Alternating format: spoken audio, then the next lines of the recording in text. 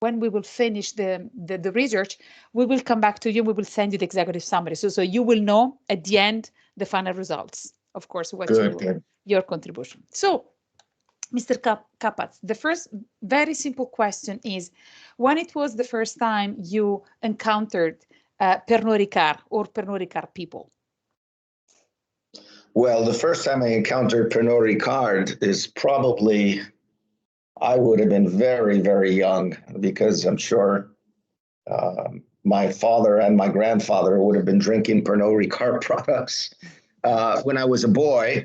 And yeah, I have vivid memories of their favorite Scotch whiskies. And for a long while, my grandfather was a Chivas drinker. At that time, he was drinking the Chivas 12. And dinners at the house would often involve, or if they were entertaining, other Pernod Ricard products, including the Perrier-Jouet champagne. And so if I had to put an age on it, I would say between 0 and 10 years old. Okay. In terms of my own, sorry, there's a little background noise. In terms of my own experience with Pernod Ricard, I love Scotch whiskey, as I'm sure Peter has informed you. Hold on one moment, please. Hold on. Yes, please. Tell the gardeners.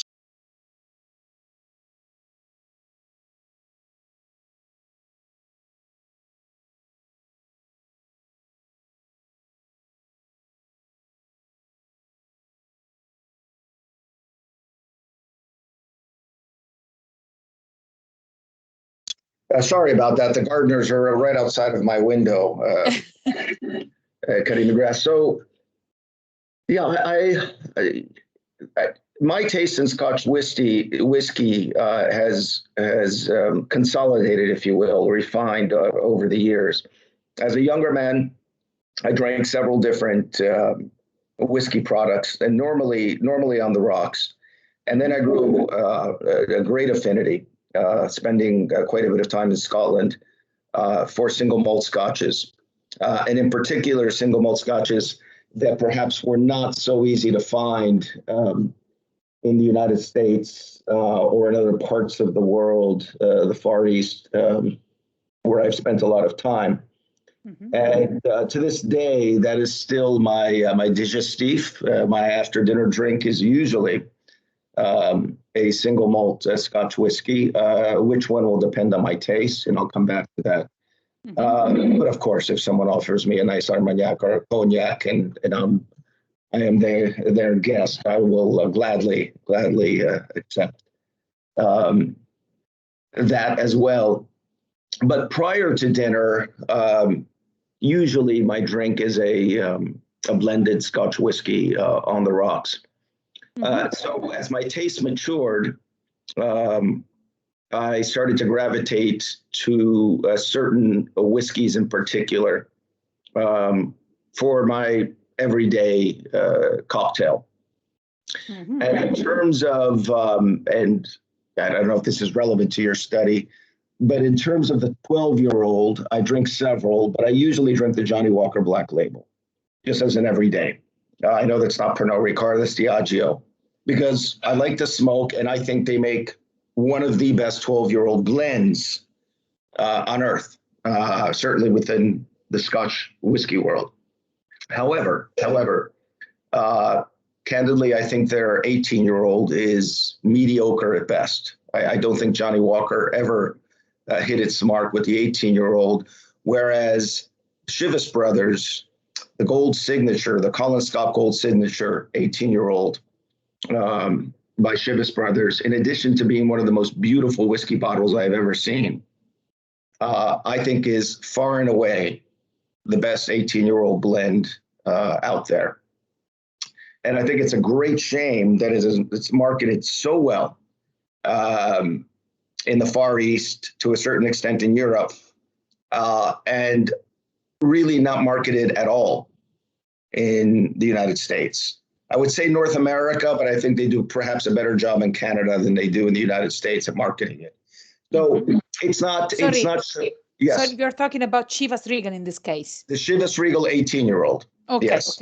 okay. I think generally Chivas does not do a very good job in the United States, or as good a job as they could marketing their products. I'm talking just about Chivas now. But certainly the 18, and I'll come to the Royal Salute in a moment. So again, I think the 18 is the full package. I think that the whiskey, the liquid in the bottle is the best in that category. It's the best 18-year-old blend. And I think I've had them all. And it's just a beautiful bottle and the way it presents. And yet, unless the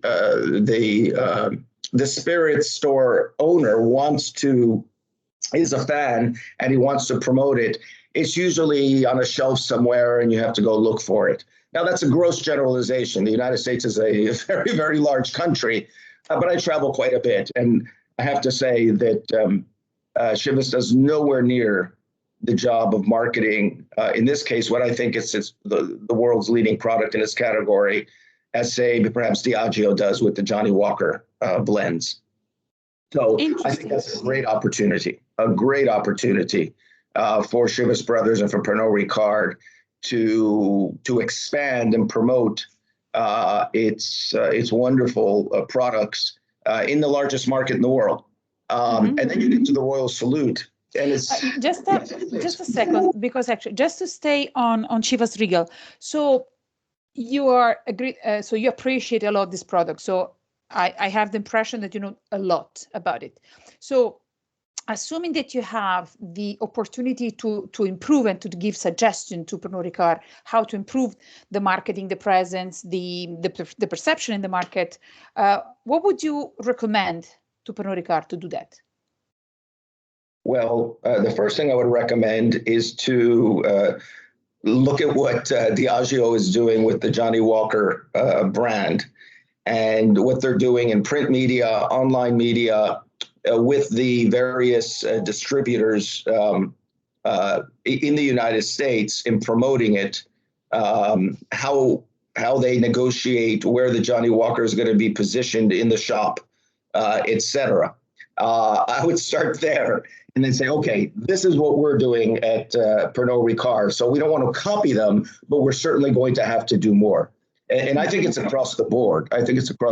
For instance, I'm old-fashioned, so I'll still read magazines at an airport, on a flight, even in my home.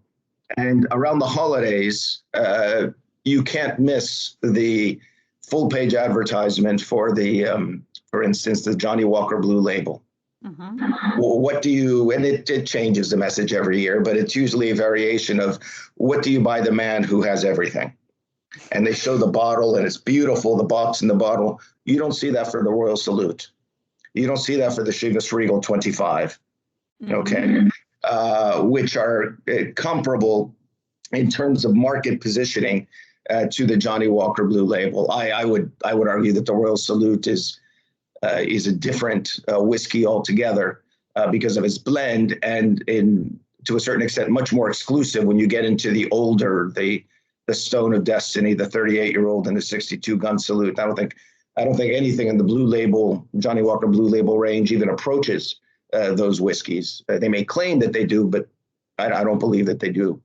So if I could be so bold as to say, I would say that the marketing and the market positioning of the Chivas 18 and up, and I include the Royal Salute in there, is almost non-existent in certain parts of the United States. Now, I don't know enough about the industry I'm sure there are reasons for that. I don't think that they are ignoring the market, but the distributors in the United States have a lot. I've gotten to know Peter very well, and I've gotten to know people in the industry. And my understanding is that the distributors in the United States have a lot of power and a lot of autonomy over how much money and resources they put into marketing.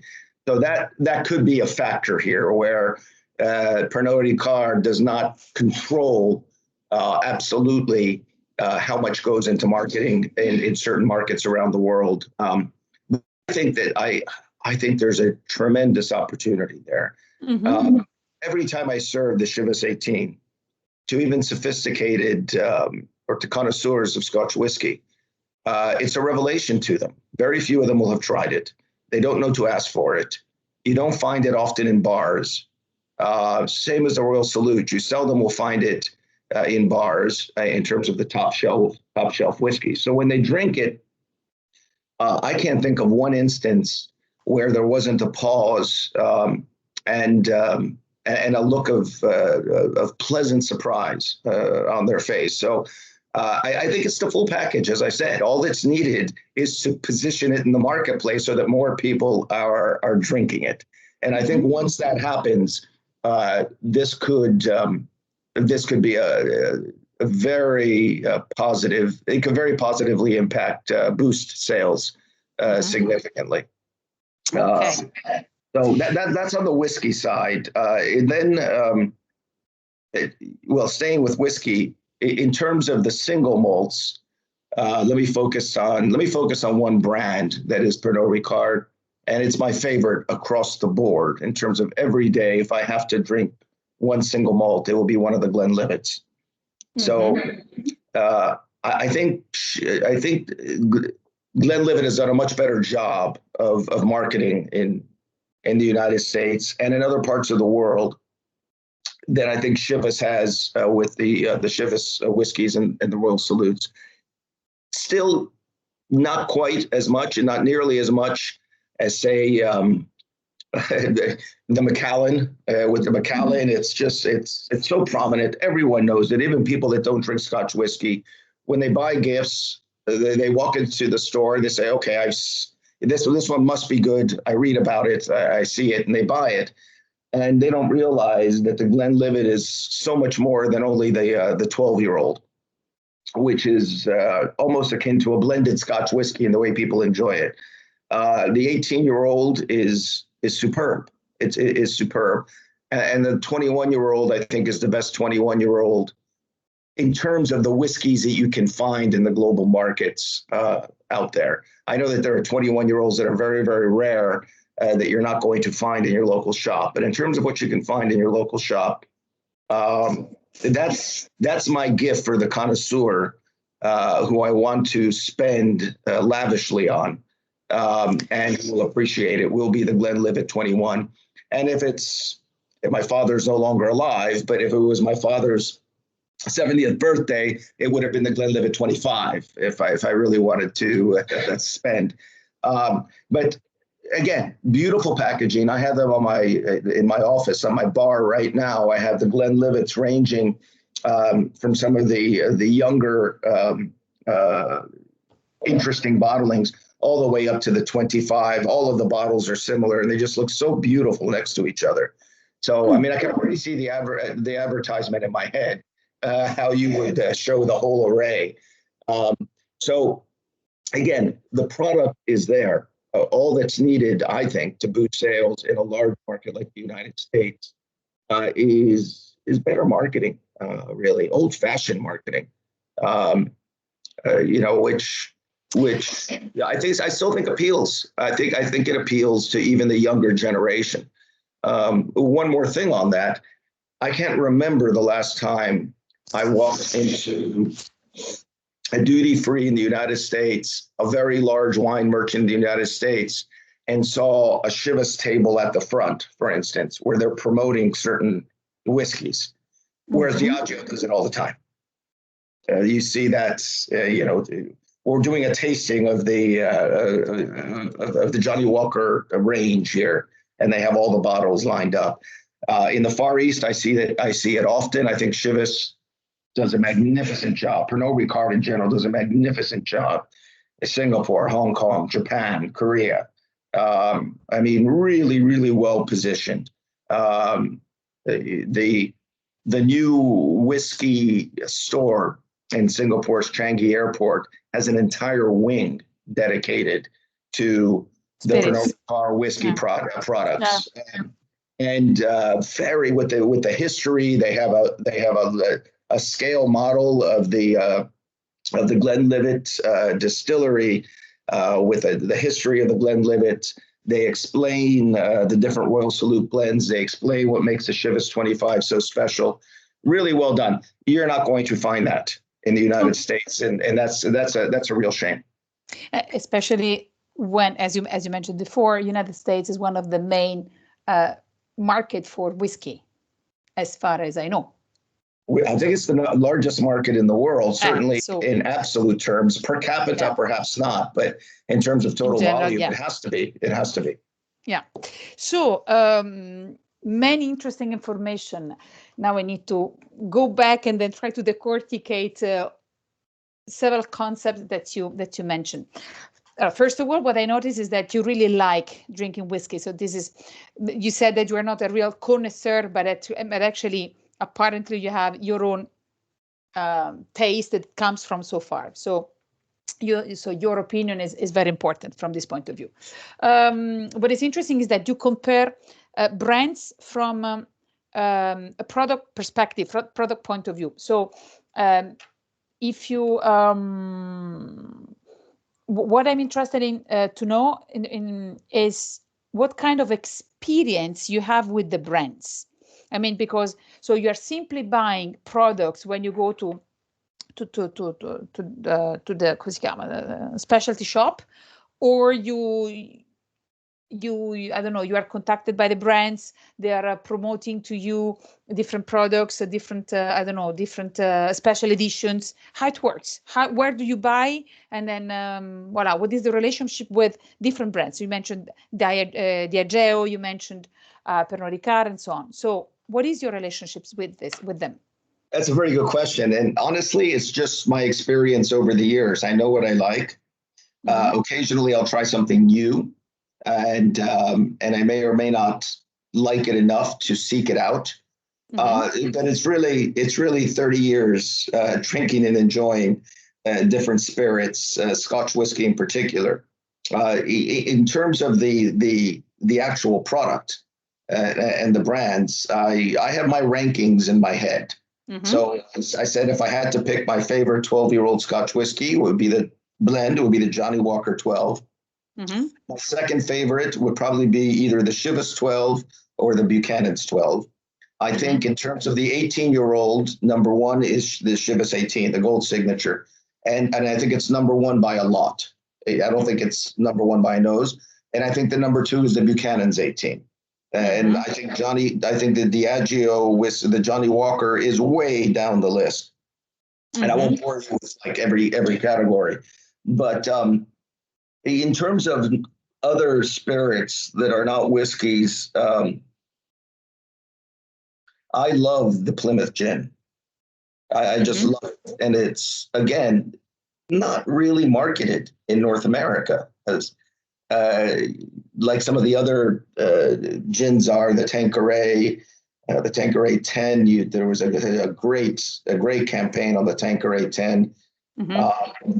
And I know gin is it's a little different in that people seek out boutique gins if they love gin. But whenever I'm for example, at the Connaught Bar in London, Agostino, who I think makes the second best martini in the world. I make the best one. I think he makes the second best. And what is the best? What's that? And what is the best, if this is the second best? The one that I make in my own bar. Okay, good. Okay. But he makes, it's just, there's something about the way he makes it. He knows to always make it for me with Plymouth gin. Nothing fancy, nothing new, nothing from San Francisco or the mountains of Afghanistan. Plymouth gin, good vermouth. That's critical. Always have the orange bitters and a twist, and it's a revelation. So, gosh, I can think just as I'm talking how that could become its own advertising campaign for Plymouth gin here in the United States in terms of the perfect martini. That starts with the perfect gin. I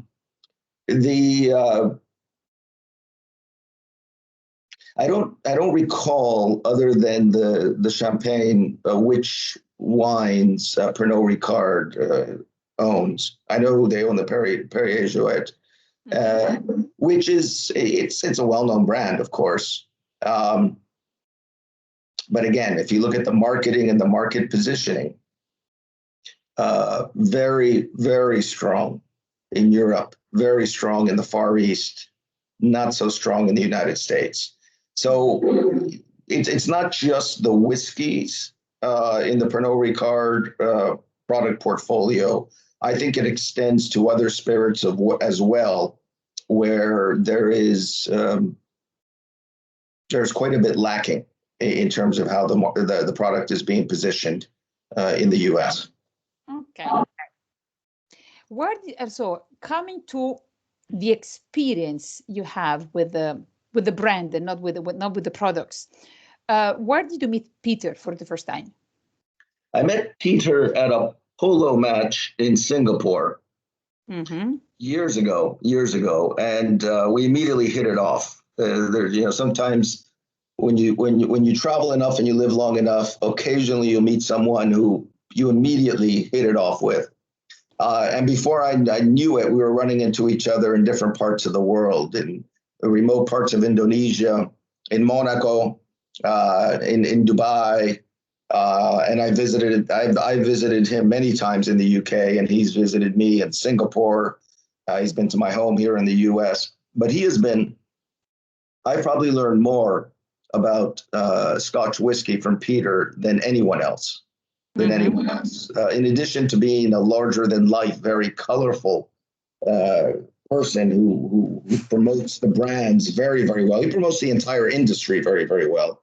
He's also very knowledgeable, very knowledgeable.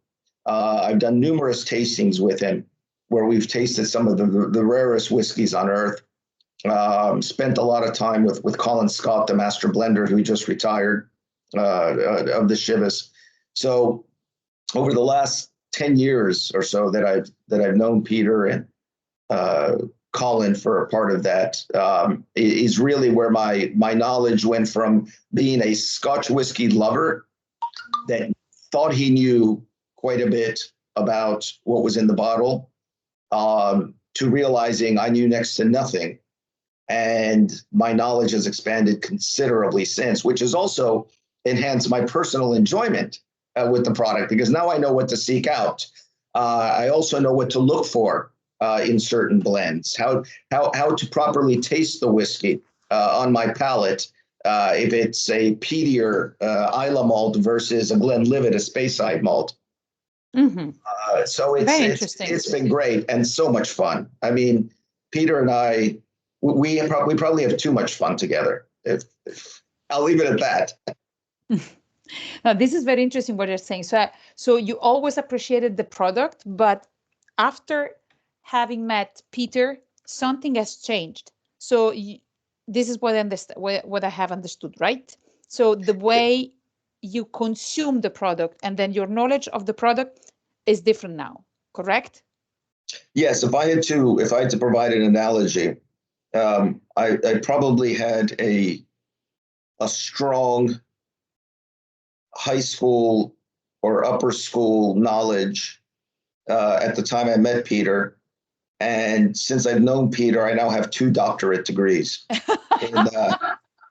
in Scotch whiskey. So it's been a revelation. And then just meeting everyone in the industry and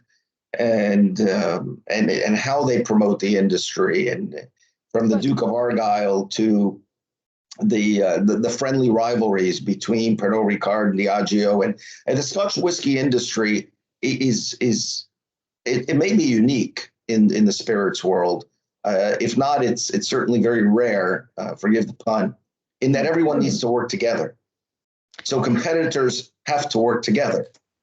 You don't see that in gin. You don't see that certainly in vodka. You don't see that maybe a little bit in wine with the Burgundies and the Négociant, right? Maybe. But in the Scotch whiskey, they have to, because you can't make the Johnny Walker Black Label blend without Chivas products. You can't make the Chivas blend without Grant's products, for instance. So 20, 30, 40 whiskeys will go into the single malt and some grain will go into these very famous blends.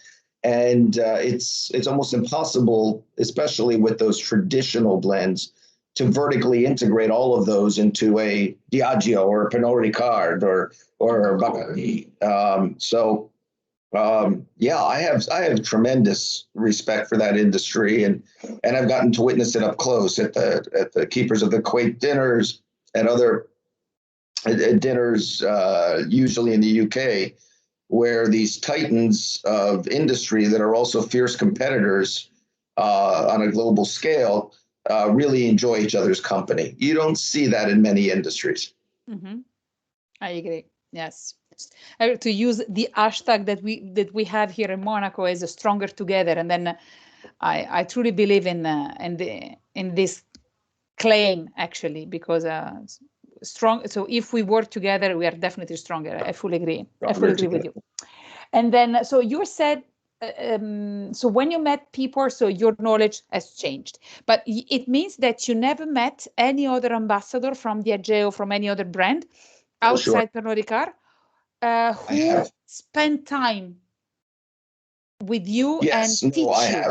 I have over the years, but nothing like Peter, because Peter and I became very fast friends. And so he wasn't just, I didn't even look at him as an ambassador. I looked at him as someone whose company I enjoy. And I think it's fair to say the same for him. And because of that, we've spent so much time together that he's been the fountain of knowledge and the fountain of spirits for me, in a way totally different from what I have experienced with product ambassadors from, you mentioned Diageo. I've met a couple of theirs, and let's see, who owns the Macallan? Sorry, can you tell me something about the other ambassadors? So what they did with you? If so, what is your experience with the others? I'm going to generalize a bit, okay? Yes, of course. Everyone is different, of course. But if I had to provide a word, much more academic. Can you define it better? Very, very professorial about how they describe the product. And it's obviously a strong knowledge of the product, but the color is missing. The folklore is missing. The joie de vivre is missing. Again, not with all of them, but Peter's in a class by himself, and he really is. And it's no coincidence that he keeps getting reappointed the chairman of the Keepers of the Quake. When I first met him, or soon after I met him, he only had 2 years to go as chairman, and that was 7 or 8 years ago. So there's a reason for that. Yeah, that doesn't mean that Diageo doesn't do a very, very good job. And I mean, if you go to markets like Japan, or I still have a place in Singapore, when they do something, they spend a lot of money and they do it right. They invite the movers and the shakers in that particular market, people who influence other people. They sometimes will present a multi-course gourmet dinner and have whiskeys or their other spirits accompanying them. So they do it right. But I think in the case of Pernod Ricard, whenever Peter Prentice is in the room, and I've seen this in very large rooms and very intimate settings, there's a different dimension. Everyone feels comfortable, and there's a connection that's made that often will last for years. And I think that serves the brands very, very well. And yeah, Peter's not he's not transactional about it. He very much he enjoys the people that he's talking to. He enjoys their company, and often they become friends for life. Case in point, right here. So you don't feel so you don't have the impression that Peter is selling you something. Correct. While he's doing it, actually, because like, this is basically. Correct. I've seen more people convert to Royal Salute being their special whiskey simply because of the way Peter at a polo match or another setting describes what makes the Royal Salute in such colorful language. And lifelong Johnny Walker Blue drinkers, when they want to serve something special, now are Royal Salute aficionados. And he's not doing it because he's sitting at a tasting table going through all of the different notes. Now, what happens is they'll ask the questions. People like me, this is delicious. I just loved your presentation. I loved your toast. And then the questions start coming. And then a crowd gathers. So it really becomes almost a self-driving mechanism. Now, I know he's only one person, but what I found is he tends to gravitate at industry dinners to other people that are also quite colorful, that are ambassadors either officially or unofficially. People like Torquil, the Duke of Argyll, the Earl Bruce. And, you know, I think you get an echo chamber going, and it really does move the needle. I haven't done any market studies. I can't give you any statistics, but I know inside of me, having seen this, that this has moved a significant amount of at least the high-end product, and on the Scotch whiskey side, of course, because that's his area. Okay. Yes. You mentioned something now. Oh, left my mind. Oh, come on.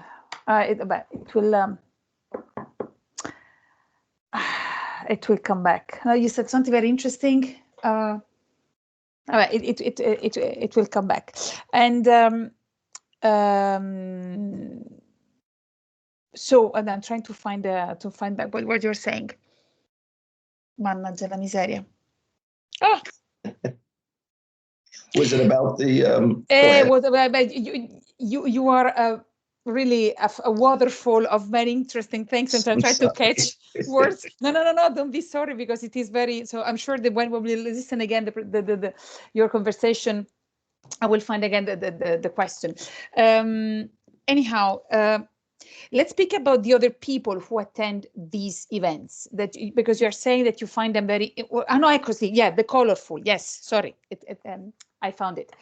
I like that you use this word colorful or colors, and because the bottles of Royal Salute are always very colorful.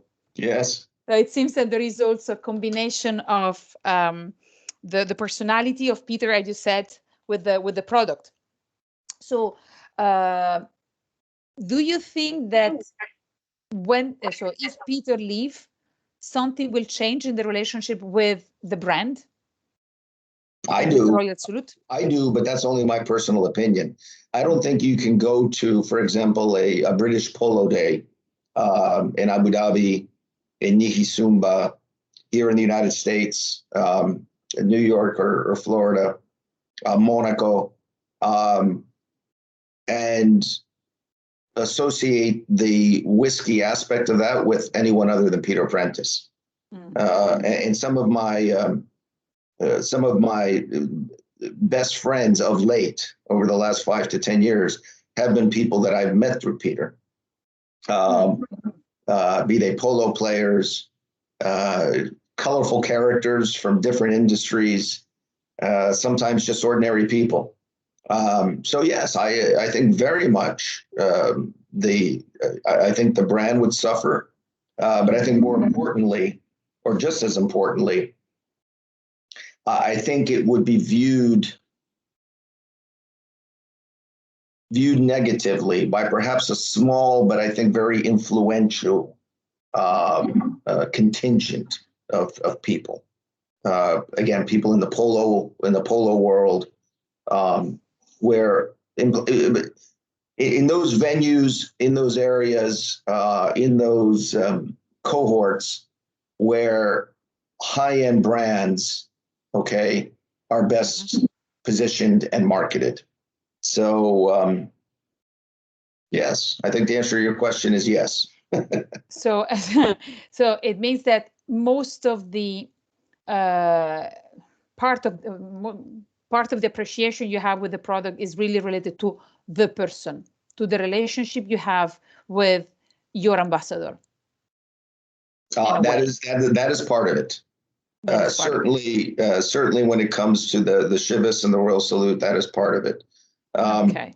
But that's because that's where I drink more whiskey than I do the other products. And I really don't, in terms of wine, and I collect and cellar wine, I don't really deal with ambassadors much. Occasionally on the champagne side, I've known the ambassador based in the Far East. I don't think she's there anymore, but it really there, it's more, I know what I like. I'll try something new. I'll talk to the wine merchant who will steer me towards, something that they're excited about. And then for the other products, I mean, vodka is vodka. It's all marketing at the end of the day. And with the exception of Pernod Ricard and the Plymouth Gin, I don't think I've chatted with any product ambassadors for gin in the other spirits companies. So it means that with the other products, you have a more formal and distant relationship, in a way. For which products? For the other products, except whiskey. Yeah, so you mentioned wine. You mentioned it's more distant. I mean, I love my wines. But I mean, usually if there's a wine that I really, really like and I've been drinking it for years, I'll know the winemaker. I'll have been to his chateau in Bordeaux or in the Napa Valley in California, or Montalcino in Italy, which is one of my favorite appellations. So there's really, either it's distant or I'll know the person that's actually making the product without an ambassador in between. So it means that in these cases, you have a direct relationship with the brand. Okay, because what is very interesting is that Pernod Ricard would like to have so the main idea for them is to switch, at least partially, from a B2B typical business model to a more B2C business model. So this is why they're very much interested in what the final customer wants, because usually what they have are information that come from the dealers. Yes. Well, that goes back to what I was saying at the outset. The product positioning and the product marketing in a large market like the United States is exactly B2C. That's who these campaigns, in my view, need to be focused on the consumer. And again, that ranges from print to online to where the product sits in the store, which is very, very, very important. How it's positioned in the store. Training that's provided to the store merchants so that they become familiar. They have the talking points on the products. Very basic things.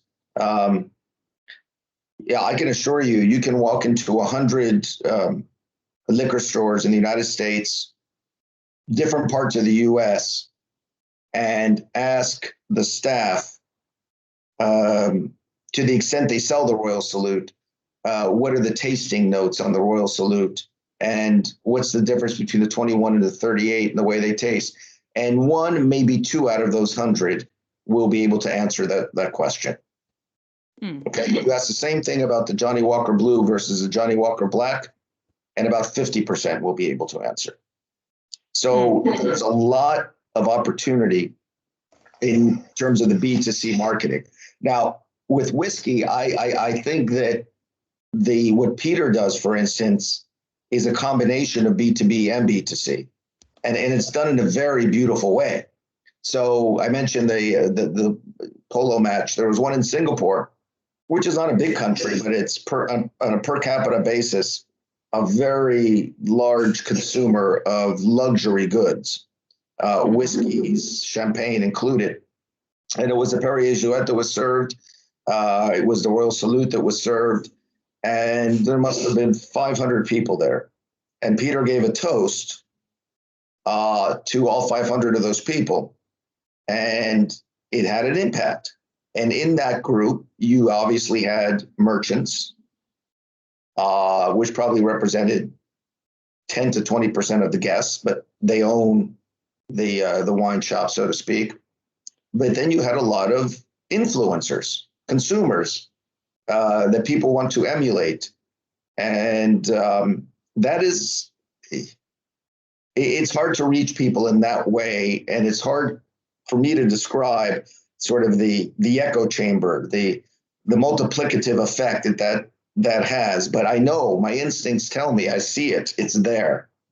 It's there.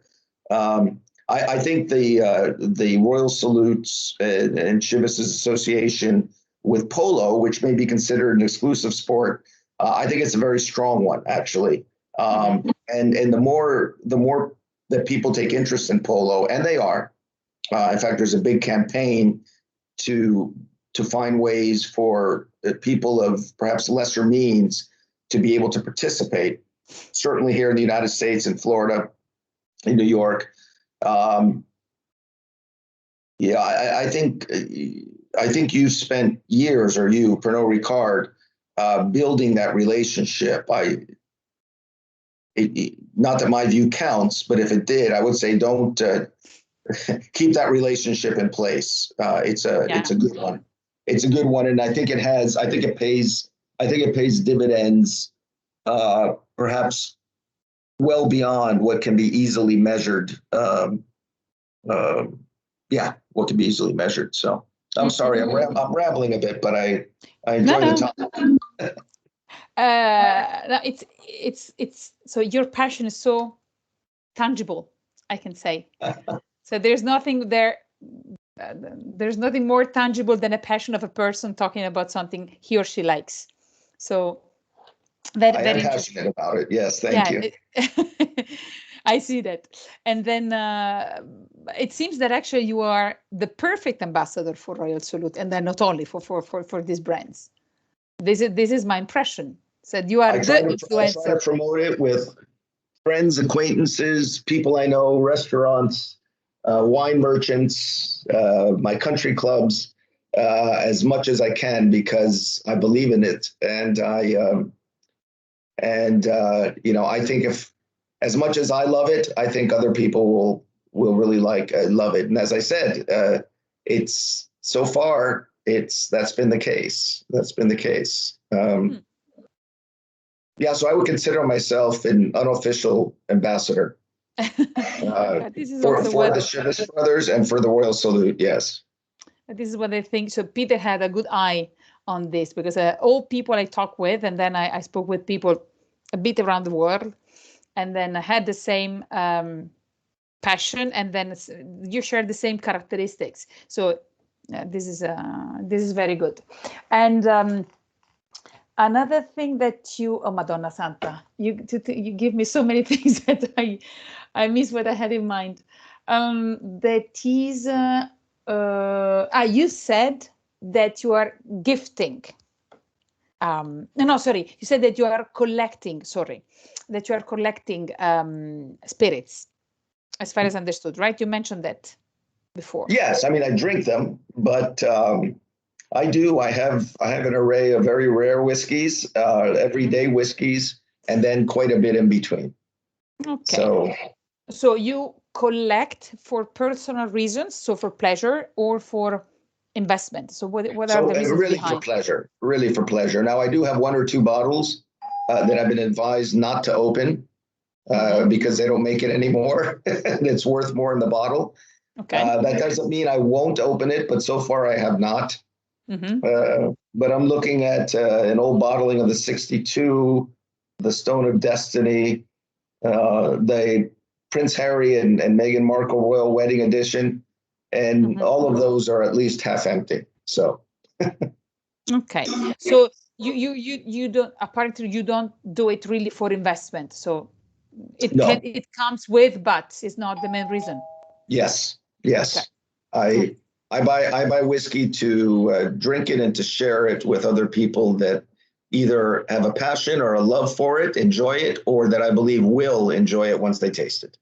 Okay, and there's something that you mentioned before that I really liked, that when you gift these products, you do it, so you choose wisely the bottle that you are gifting, and then if you want to impress, if this is what I understood, impress a connoisseur, you choose only specific bottles. This is what I recall. Yeah, I think yes. I think you captured that correctly. It's.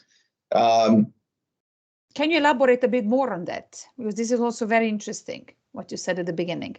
So sure. So if I'm invited to a dinner or a party with someone that I know loves whiskey and perhaps drinks more American whiskey, and I think would enjoy a single malt, I will take him the Banker malt, the Glenlivet 18, which is already a spectacular 18-year-old single malt.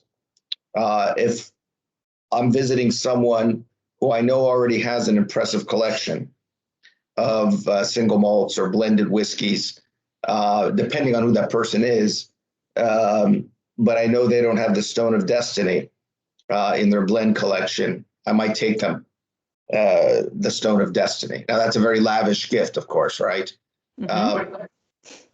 And then for the single malt connoisseurs, it's interesting. They'll have so many rare single malts that they either bought in Scotland or they found at on the back shelf of a merchant here in the U.S. But in my experience, very rarely they'll have the Glenlivet 21 and the Glenlivet 25. So again, fairly lavish gifts, but for my single malt loving friends, those are my go-to products. Occasionally, because I do get over to pre-COVID to the UK quite a bit, I'll want to buy different things for certain people. So when we visit the Glenlivet distillery, for instance, I might find a rare bottling, the 1970 bottling of the Glenlivet, and I'll buy one for myself, and I'll buy one or two as very special gifts for people that will appreciate it. So it depends on the situation, it depends on the person, it depends on the setting and the circumstances. But yes, I always have at least a general idea in mind of what I'm going to gift, if I'm going to gift, what I'm going to gift. In those situations. Okay. The last question is, so as far as I understood, you spend lots of time everywhere in the world. So you're a globetrotter, and then. For business and pleasure, our businesses operate in over 50 countries. So that itself keeps me, pre-COVID, would keep me traveling quite a bit. But for pleasure, I love it. I have friends everywhere. And to the extent it's a new place for me, I love it even more because I get to explore. But yes. Okay. Something that really interests me is how you consider yourself. I mean, so you're American, but you are experiences that different cultures, and so you're exposed to different cultures. So from a consumption point of view, do you consider yourself more American, more international? Do you think so, closer to typical American consumption path, or not? You see what I mean? I need to ask. I would consider myself both. I'm intimately familiar with I think the tastes and the market in the U.S. I've spent a lot of time talking about product positioning, but in terms of my personal taste, I would say I'm probably less American when it comes to some of these products and brands, wine, spirits.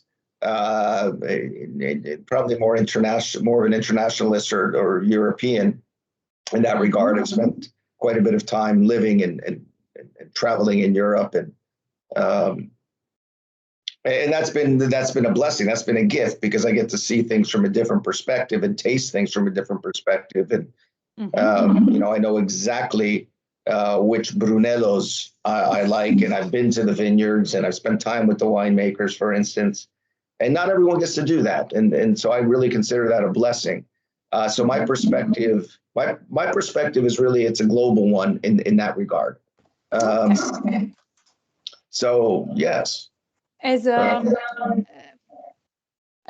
luxury consumer, if I can use this Yes. word, what do you value the most in general? Quality. Okay, quality. 100%. More than the label, more than anything, is quality in the product. If it's a suit I'm buying, and people don't wear suits much anymore, but all of my suits I have made in London, and they don't have a fancy label on them. I mean, Huntsman doesn't put a label. Dejan Skinner, Davies and Son, all the Savile Row tailors, but I know when I'm wearing it, it feels great. It feels like this was made for me. I would not, at least I try not to give a gift because the brand is noteworthy. The brand may be noteworthy, but I only give that gift because I know the person is going to enjoy it, or because I know I love it and I want to share it with them. Such as the Royal Salute, for instance. I don't know if I'm answering your question. Yeah, absolutely. Once again, there are no right and wrong answers. So the most important thing is quality. Okay. And what can you define? Can you define quality with some adjectives? So try to really find a better definition of quality. I lost you. Sure. So if we're talking about whiskey, it's a combination of things. Did a lot of care, tradition, thought, and quality control go into formulating the product? And this is everyone from the master blender to the operation. Are they expending the resources they need to expend to do what the master blender wants, and bringing it all that together, and then doing it in a manner that translates into a liquid that is very pleasurable to drink, to nose and to drink. So it's not just one thing, but it. Quality is one of those things that you know it when you feel it, you know it when you taste it, you know it when you see it. And on the other side of things, you can have very flashy, well-known brands that may not, in my opinion, represent quality. So, I'll give you an example.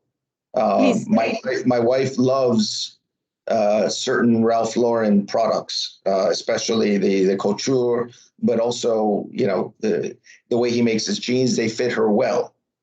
But you see Ralph Lauren's name on everything. I was on the golf course the other day, and one person in our forum had a Ralph Lauren bag. I said, Ralph Lauren is making bags?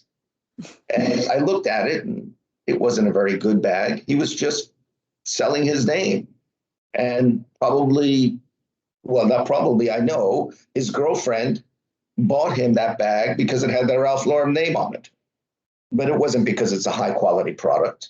Now, that may be a silly example, but No, You know, this is branding, very branding is an interesting thing, and I don't begrudge anybody or any company that wants to exploit its brand just for mercantile purposes and to generate more revenue. But I respect those companies that exercise some restraint and are very discerning in terms of what products their brand name goes on. And while no one gets it 100% right, you know, some brands do it very well in terms of, if we're going to have our name on it, it has to be top quality. And that ranges from the clothing, the fashion industry, to the automobile industry, certainly to the spirits industry. So, yeah. You perfectly replied to my question, because, and actually you linked the two questions I asked you. So the first one is, if you feel more American or anything else, and then what you appreciate the most.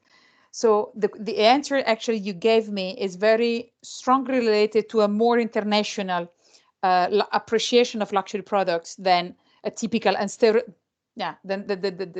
typical American consumer. That is the case of the person you mentioned before, just because of the names, because the status that goes with the product, and not really the quality. So this is Yes. so. Thank you, really. Thank you so much. Annalisa, I have to jump on another call. Me too. At 11. Me too. I need to take care of my daughter. So actually, okay. Thank you.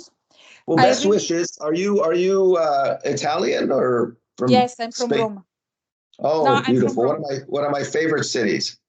This is why when we were talking about Brunello, I was also, my heart was jumping a bit, because actually. So if you have any follow-up questions, just shoot me an email. You have my email, and I'd be more than happy to clarify.